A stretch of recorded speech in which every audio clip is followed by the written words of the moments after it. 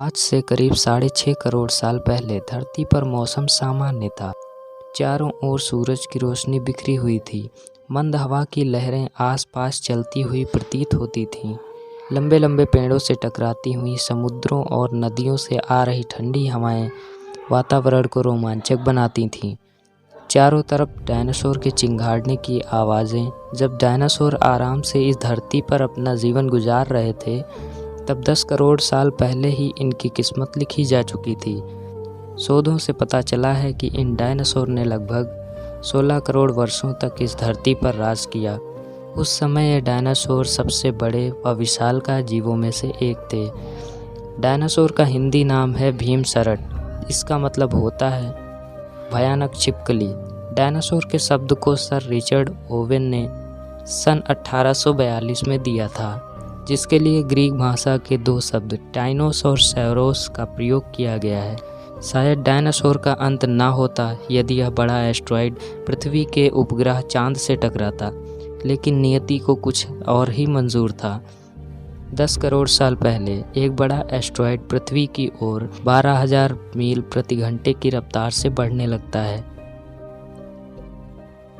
यह एस्ट्रॉयड चांद के बहुत नज़दीक से गुजर गया। पृथ्वी के वायुमंडल में घुसते ही घर्षण की वजह से ये एक आग के गोले में बदल गया और इस एस्ट्रॉयड की चमक इतनी तेज थी कि इस चमक से पृथ्वी पर सारे जीव पूरी तरह अंधे हो चुके थे। कुछ ही क्षण में यह एस्ट्रॉयड मैक्सिको की खाड़ी के पास जा टकराता है और वहाँ पर 180 किलोमीटर चौड़ा और 20 किलोमीटर गहरा एक गड्ढा बन गया। इस टकराव की वजह से आने वाली भूकंपीय तरंगों ने ज्वालामुखियों को दहका दिया। इससे जगह जगह पर डायनासोर का विनाश होना प्रारंभ हो गया। इस बड़े विस्फोट के 180 किलोमीटर के दायरे में आने वाले सभी जीव मारे गए। गर्म हवाओं का तापमान 100 डिग्री सेल्सियस के ऊपर हो जाने से लगभग सारी आबादी जलकर खाक हो चुकी थी।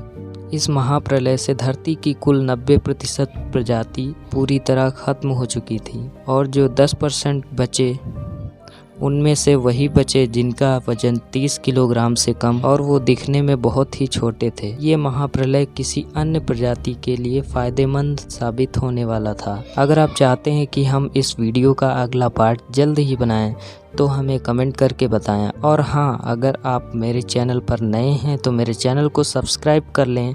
तो चलिए मिलते हैं एक नई वीडियो के साथ। तब तक के लिए टेक केयर, बाय बाय।